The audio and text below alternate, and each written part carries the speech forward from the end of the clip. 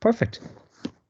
So Scott, tell me a little bit about was sports media always something you wanted to do, or were there other things that you wanted to focus on? Um, to be honest, James, I really enjoyed football growing up. It was all that I was interested in, out with education and stuff. I done well in school, but I was never going to make it as a footballer, so I thought it'd be better to try and get in to still cover it at least. Slowly but surely, I decided that I wanted to do sports journalism. So once I got my grades at school that were necessary to get into the course, I went down to an interview, got an unconditional offer, and was really excited to get going. And as long as the course went on, I knew I was in the right path, and then started doing some club media stuff here and there, and I absolutely loved it. So it probably was the only path that I kind of really wanted to go down after assessing some different options, but I was happy that I've decided the right one. Now, for our prospective students at HNC and H&D in colleges who are going to watch this, as well as our current third years, how important is work experience and putting yourself out there to them to know? It's vital. And listen, you're not always going to get accepted either. That's something you're going to need to deal with, being rejected. I mean, even with Motherwell, where I am now, when I first applied, when I heard through the grapevine that they were asking for folk to step forward, I didn't hear back, and I had to approach the club directly a second time to try and get in. But yeah, you need to trust yourself. You need to back yourself. You learn a lot at university and college, and you need to take on all those skills, and you need to improve. And work experience is vital in you improving, because you get in that professional environment, having to meet deadlines, and be. You just need to become part of a team as well, because it's a team effort. You learn all these skills. It's absolutely vital. I can't emphasize how important it is. And was there a point along your journey where you thought, I'm just going to throw it all in and I'm going to do something else?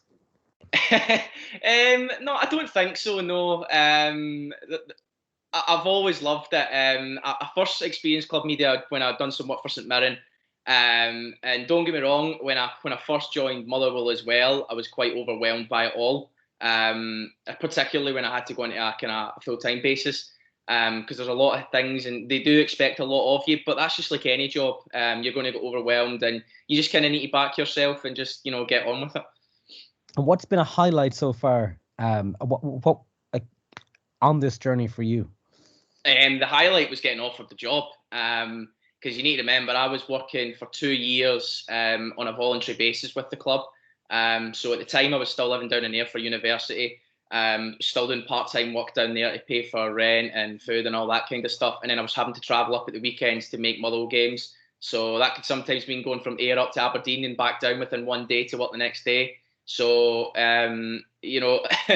it's been great fun, but that's been the highlight, was getting the phone call to say, we want to take you on.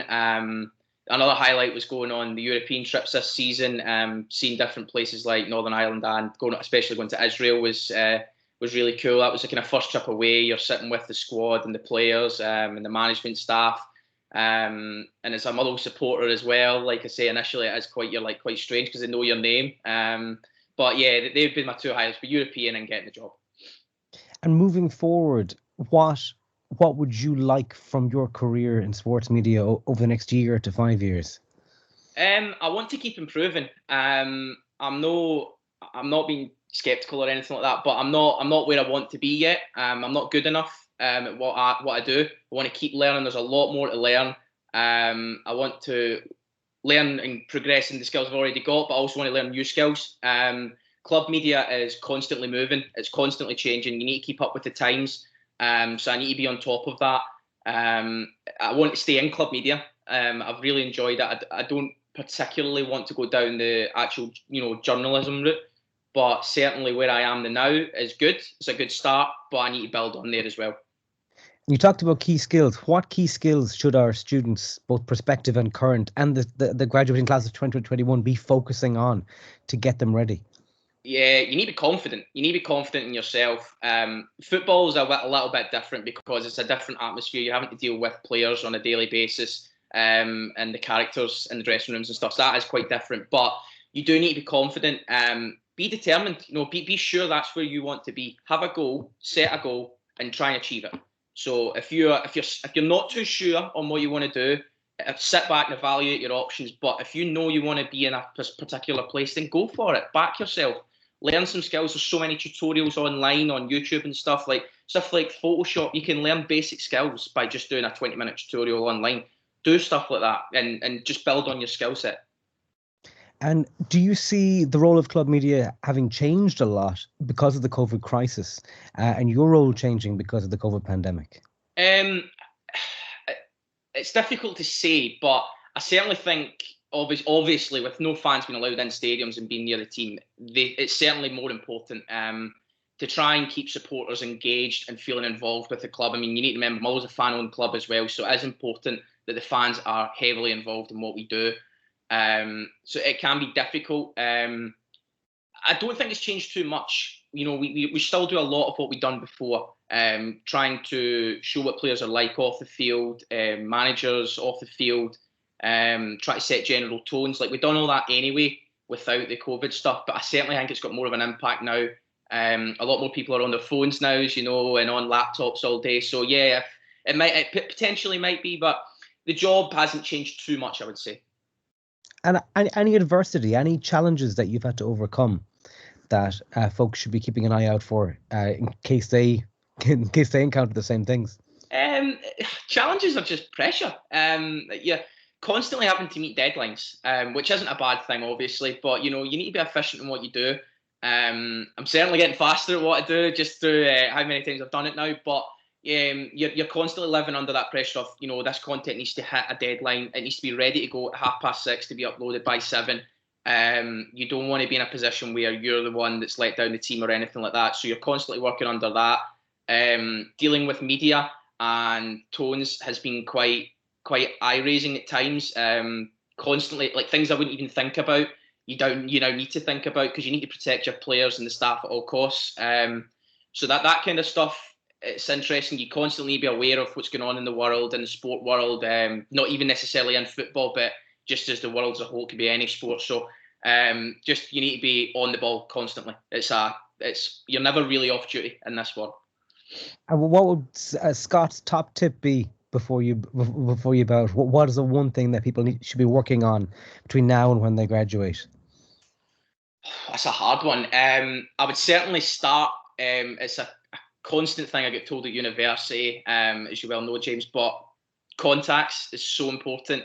You need to get your name out there, and the first way to do that is by speaking to people who are already out there. Be consistent in what you do, and you just need to get that work. Once you get that work experience role, you'll understand it a lot more. That's if you can get that first job, doesn't even need to be paid. Like I say, I've done volunteering for 2 years. It's really important. Just get in the industry. Experience that professional environment if you can, and hopefully from there you'll be able to build on what you already have. Is there anything else that you would like to add? Anything else you'd like to say? Anything else you'd like folks to know? I just don't want people to graduate and think they don't have a hope in hell's chance of getting a job. Obviously, with COVID and things like that, it is difficult.